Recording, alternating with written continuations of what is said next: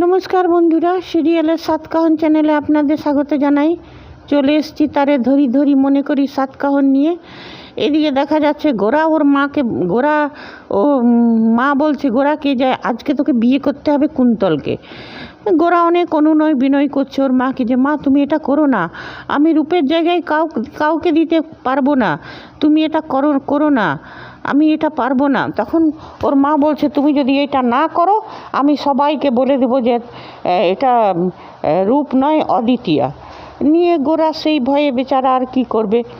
নিয়ে পরে কুন্তলকে ডাকা হলো। নিয়ে কুন্তলও মনে মনে খুব খুশি যে এইবারে তো গোরা আমার হবে। নিয়ে তারপরে মালা বদল, কুন্তল খুব হেসে হেসে মালা বদল করছে। গোরার এটাতেও দেখে সন্দেহ হচ্ছে না।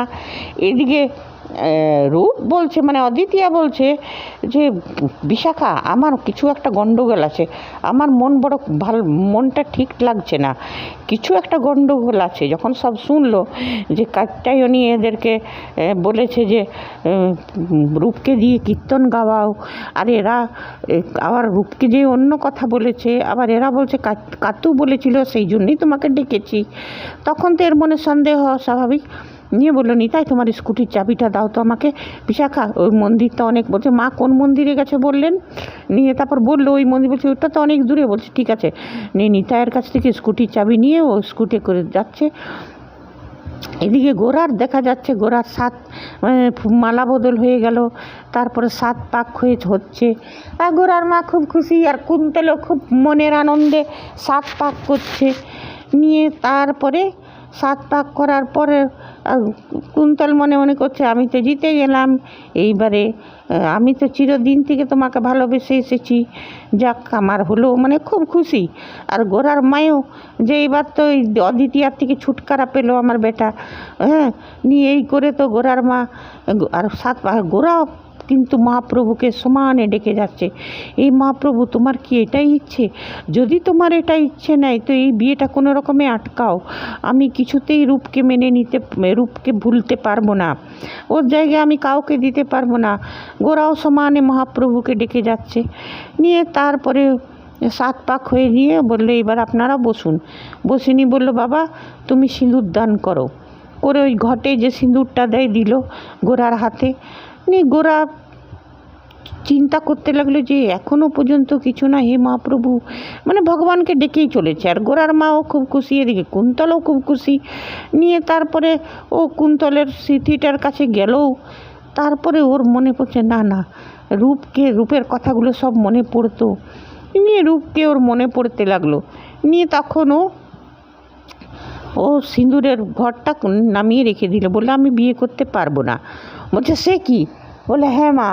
নিয়ে গোরা উঠে পড়লো বিয়ের পিঁড়ি থেকে, বলছে আমি কিছুতেই বিয়ে করতে পারবো না। নিয়ে ওর মা বলছে সে কি? বলছে না আমি রূপের জায়গা কাউকে দিতে পারবো না মা, তুমি আমার সঙ্গে অমনি করো না, আমি পারবো না এই বিয়েটা করতে। আর কুন্তল তখন বলছে গোরাদা এমনি করো না গোরাদা, আমি তোমাকে খুব ভালো রাখবো, খুব যত্নে রাখবো, আমি লগ্নভ্রষ্টা হয়ে যাব, আমার দিকটাও তুমি দেখো, তুমি এমনিভাবে আমাকে ছেড়ে দিতে পারো না। বলছে দেখ কুন্তল তুই আমাকে ভুল বুঝিস না, আমি এটা করতে পারবো না, এটা করলে খুব ভুল হয়ে যাবে, খুব খারাপ হয়ে যাবে। কুন্তল কিছুতে শুনবার পাত্রী নয়, না গোরাদা সেটা বললে তো হবে না, আমি লগ্নভ্রষ্টা হয়ে যাব, সেটাও তোমাকে চিন্তা করতে হবে, আমাকে বিয়ে করতেই হবে। করে কুন্তল এখন কি করেছে, জবরদস্তি ওই সিঁদুরের ঘরটা গোরার হাতে নিয়ে আর নিজের মাথায় সিঁথিতে পরাতে যাবে। আর সেই সময় চলে এসছে দিতি, মানে ওই রূপ অদ্বিতীয়া এসিনি খপ করে ধরেছে কুন্তলের হাত। কুন্তলের হাত ধরেছে। নিয়ে তারপর কুন্তলকে তো টেনে কষিয়ে একটা চড়, বললে আমার বরকে বিয়ে করবার খুব শখ হয়েছে না? হ্যাঁ, তারপরে ওকে দিল। বলছে তোকে তো আমি হাব ভাব দেখেই জানতাম যে তুই এমনি কিছু করবে, মানে বাড়তে বাড়তে বাড়তে বাড়তে এতটাই বেড়ে গেছিস তুই ধরাকে সরা জ্ঞান করেছিস, তোকে তো তোর তো ডানা গজিয়েছে না, দাঁড়া তোর ডানা তো আমি ছাঁটবো। জন্যই কুন্তলকে বললো, তারপর বললো জিজি ও তুমি এই মতলব হাঁটছিলে, সেই জন্যই তুমি আমার সাথে গেলে না। আর তুমি এই সব চিন্তা করো, আমি আগেই মানে তোমার যদি এই মনে ছিল তো তোমাকে তো আমি কতবার জিজ্ঞেস করেছিলাম যে তোমার কুন্তলে, তুমি যখনই আমি কুন্তলকে কিছু বলতে যেতাম তখনই তুমি আমাকে আটকাতে, যেমন এখন আটকালে, যখন ও কুন্তলকে মারতে গেছিলো আরও তখন গোরা আটকালো, তখন বললো ও সেই জন্যই তোমার খুব দরদের উপরে, তুমি এইটাই মনে মনে করেছিলে। তো তো জিজি যখন আমি তোমাকে জিজ্ঞেস করেছিলাম যে তোমার এর সাথে কিছু চলছে নাকি, তখন তুমি আমাকে সত্যিটা কেন বলে দাওনি? তাহলে আমি কিছু বলতাম না। আর যখন একে শাসন করতে গেছি তখনই তুমি আমাকে আটকাছো, তার মানে এই নিয়ে তখন বলছে না রূপ এমনি কিছু নয়, তুমি ভুল বুঝছো রূপ। বলছে না, নিয়ে বলছে রূপ আমি তোমাকে কিছু কথা বলতে চাই। মানে কোনো কথা নয় জিজি। আর আমি তুমি, রূপ কাঁদতে লাগলো, বলছে তুমি সত্যি কথাটা বলতে জিজি, তুমি আর তোমরা বিয়ে করছিলে নিশ্চয়ই এর মধ্যে তো কেউ আছে। এদিকে বিশাখা কিন্তু বলছে যে কুন্তলের এত সাহস হবে না দাদাকে বিয়ে করবার, নিশ্চয়ই এর পেছনে মা আছে, মা তো বৌদি ভাইকে পছন্দ করে না। আর এদিকে ইয়েও চলে এসছে, পুলস্ত আর হিয়াও দাঁড়িয়ে আছে, ওরাও দাঁড়িয়ে খুব খুশি হচ্ছে।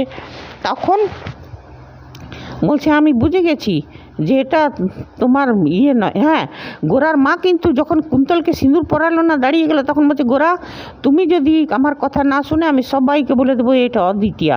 তখন গোরা বললো তুমি যা খুশি করো, তুমি যাকে খুশি বলো, আমি কুন্তলকে বিয়ে করতে পারবো না। হ্যাঁ, এটা বলে দিয়েছিল। তারপরে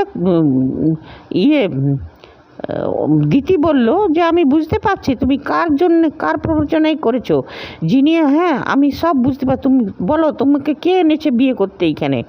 গোরা চুপ করে বলছে তুমি চুপ করে থাকলেও আমি বুঝতে পারছি এই কাজটা কার, যিনি আমাকে পছন্দ করেন না, যিনি আমার সব কাজে বাগড়া দেন, যার ভুলগুলো আমি চোখে আঙ্গুল দিয়ে দেখিয়ে দিই। হ্যাঁ, এই আপনাদের ঐতিহ্য, এই আপনাদের বস্রামী বাড়ির বড়াই করেন, আপনারা বড় বড় কথা বলেন। আপনি না আমাকে একদিন বরণ করে এনেছিলেন, আপনি না আপনার ছেলের সাথে বিয়ে দিয়েছিলেন, আপনি না এই আপনার বৈষ্ণব বাড়ির ধর্ম, আপনি বড় বড় কথা বলেন। তো আপনি নিজের ছেলের ঘর ভাঙছেন, একটা মেয়ের ঘর ভাঙছেন, আপনি নাকি আমাকে মেয়ের মতন ভালোবাসতেন, তো কোনো মায়ে কি মেয়ের ঘর ভাঙে? তখন গোরার মা বলছে চুপ চুপ, তুমি রূপ নও, তুমি আমাদের বাড়ির কেউ নও, তুমি বৈষ্ণব বাড়ির কেউ নও, তুমি হচ্ছে অদ্বিতীয়া চ্যাটার্জি। আমার ছেলে আমাকে সব ঘটনা বলে দিয়েছে, কি করে তুমি গঙ্গায় ভেসে এসেছিলে, কেমন করে আমার ছেলে আমাদের বাড়িতে এনেছিল তোমাকে, সব ঘটনা আমি জেনে গেছি। তুমি অদ্বিতীয়া চ্যাটার্জি, তুমি রূপমঞ্জরি নও। আর এদিকে পুলস্তার হিয়া তো বলছে আরে আজকে ক্লিয়ার হয়ে গেল। তার মানে কিন্তু গোরা না অবাক হয়ে ওর মায়ের দিকে তাকিয়ে থাকলো যে মা তোমাকে আমি মাথায় হাত দিয়ে দিব্যি দিয়েছিলাম না যে তুমি এই কথাটা কাউকে বলো না, কিন্তু তুমি আমার মাথায় হাত দিয়ে দিব্যি খেয়ে তুমি একটা বলে দিলে। তখন ওর মা বলছে গোরা আমি তো শর্ত দিয়েছিলাম তোমাকে, আমি তো বলেছিলাম যে আমার একটা শর্ত আছে। হ্যাঁ, আর এদিকে বিশাখা ওরা বিশম্বর বলছে সে কি মা, এই মেয়েটা রূপ নয়, এ অন্য কেউ, মানে ওরা তো খুঁজতে যায় না, খুঁজে পায়। আর এদিকে পুলস্ত বলছে আচ্ছা এমনি হলো তো এই ব্যাপার, তাহলে তো এই মেয়েকে তো শেষ করতে আমার বেশি দেরি লাগবে না। হ্যাঁ, এবারে তো একে বিয়ে টেনে নিয়ে যাব গোস্বামী বাড়ি থেকে, তারপরে তো একে শেষ করে দেবো, তোমাকে বিয়ে করবো আর সম্পত্তিটা হাতাবে, এইসবই গল্প। আর এদিকে বিশাখাও বলছে দাঁড়াও তো মা এটা করেছে, আমি বাড়িতে খবর দিই। নিয়ে পরে এদিকে অদ্বিতীয়ার সঙ্গে ঝামেলা লেগে গেছে ওর, মানে গোরার মায়ের। গোরার মা বলছে চুপ করো তুমি, তুমি কি বলছো, তুমি এই গোস্বামী বাড়ির কেউ নও, তুমি আমার ভুল দেখবার কে, তুমি এই বাড়ির কেউ নও। এই তোমার সাথে যদি আমার ছেলের বিয়ে হয়, আমার ছেলের জীবনটা, আমার ছেলের সর্বনাশ হয়ে যাবে, আমার ছেলের জীবনটা, তুমি আমাদের বাড়ি যখন থেকে এসছো তখন থেকে তুমি আমাদের বাড়ির সব নিয়ম কানুন কায়দা সব তুমি উলট পালট করেছো, তুমি সব তুমি ভণ্ডুল করেছো, তুমি আমার কথা, আমার ছেলের সাথে তোমার আমার ছেলে যদি তোমার মতন বউ হতো তো আমার ঘরটা উলট পালট হয়ে যেত, তুমি কেউ নও আমার বাড়ির। হ্যাঁ, আমি সেই জন্যে আমার ছেলেকে এই সর্বনাশার হাত থেকে বাঁচাবার জন্য আমি কুন্তলের সাথে বিয়ে দিচ্ছি। তুমি অদ্বিতীয়া চ্যাটার্জি, তুমি নিজের বাড়ি চলে যাও, মানে এইসব কথা হতে লাগলো। কুন্তলের তো কাঁদছে, কুন্তল বলছি, দিতি তো খুব কাঁদছে। দিদির কান্না দিকে কিন্তু খুব কষ্ট হচ্ছে। এদিকে তখন দিদি বলছে, জিজি তোমাকে আমি সব বলেছিলাম, ঠিক আছে, তুমি তো আমাকে সব কথা বলোনি, তখন তার মানে তোমারও এটা মন ছিল কুন্তলের সঙ্গে বিয়ে করবা। তখন বলছে যে রূপ যেটা চোখের সামনে দেখা হয় তার বাইরেও সত্যি থাকে, তুমি আমার সত্যিটা শুনো। আর এদিকে পুলস্তার হিয়া খুশি হচ্ছে যে গোরাকে তো ভুল বুঝছে দিতি, এইবারে তো দিতি চলে যাবে, আর তারপরে তো দিতি ওদের কবজাতে। বলছে দেখো রূপ, তুমিও তো অনেক কিছু দেখো, সত্যির চোখ অনেক কিছু দেখো, কিন্তু সেটা সত্যির বাইরে তুমি দেখো সব, কিন্তু সেইগুলোকে, তোমার কথাগুলোকে আমি বিশ্বাস করি কি না, তবে তুমিও যেটা দেখছো তার বাইরেও কিছু আছে, তুমি সেটা বিশ্বাস করো। নিয়ে তখন ওর মনে পড়ছে এই সব কথা, ওকে ওর ভ্যালেন্টাইন ডেতে ও কেমন প্রপোজ করেছিল, তারপরে গোরা ওকে বুকে টেনে নিয়েছিল, এই সবগুলো মনে পড়ছে। তখন এদিকে সাধু তিনটে, ওই যে ত্রিকালদর্শী সাধুগুলোকে দেখা যাচ্ছে। নিয়ে হঠাৎ কী করলো দিতি, সিন্দুরের বলছে, শুনুন, আমি রূপমঞ্জরী হই আর আমি অদ্বিতীয়াই হই, আমি গোরাচাঁদ গোস্বামীর স্ত্রী, আর সেটাই সত্যি বলে গোরার হাতে সিঁদুরের ঘরটা দিয়ে নিজে থেকে সিঁদুর পরিয়ে নিল। এইবারে তো সবারই মুখ স্তব্ধ। নিয়ে বলল যে আমি আজ থেকে, ঠিক আছে, আমি যেই হই, আমি গোরাচাঁদ গোস্বামীর স্ত্রী করে গোরার হাত থেকে সিঁদুর নিয়ে তো পরে নিল। এইবারে গোরার মা কি করবে, আর কুন্তল আর পুলস্ত আর বাকি সবাই, বিশাখা তো খুবই খুশি হবে।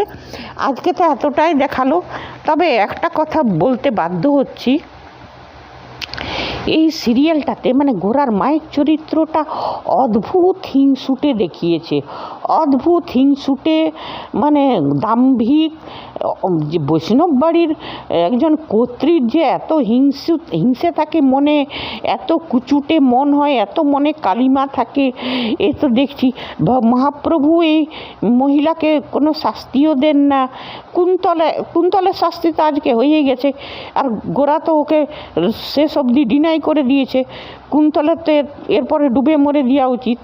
আর এইবারে তো অদ্বিতীয়া তো বিয়ে করে নিল গোরাচাঁদ গোস্বামীকে, এইবারে তো বিয়েটা তো হয়ে গেল, কিন্তু এরপরে পুলস্ত কী করবে, কি দুজনাকেই মারবার আবার চেষ্টা করবে।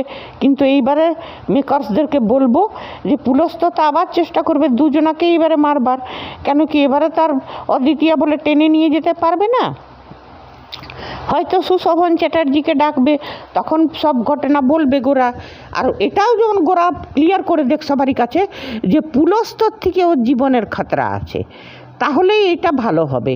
যখন গোরার মা এত সব ঘটনা ঘটিয়েই দিল, তাহলে গোরাই কেন পুলস্তকে আড়াল করতে চাইছে? তাহলে গোরাও বলে দিক যে এর আসলে জানের খতরা আছে পুলস্তর থেকে, আর সেটা দিতির বাবাকেও বুঝতে হবে, আর সেটা বুঝুক। আর এরপরে দেখা যাবে ফাইটি, এরপরে হয়তো পুলস্ত দুজনাকেই মারবার চেষ্টা করবে। তা মেকার্সদেরকে অনুরোধ করব যে এইবার যেমন কিছু একটা প্রমাণ রাখে, কেন সবসময় শয়তানদের জিত দেখতে ভালো লাগে না। তবে আজকের এপিসোডটা দারুণ লাগলো। সব থেকে কষ্ট লেগেছে দিতির কান্নাটা, মানে পল্লবী শর্মা এত দারুণ আজকে অ্যাক্টিং করেছে যে খুবই ভালো লেগেছে। ঠিক আছে বন্ধুরা, আজ এতটাই। আপনারা যদি আমার সাথে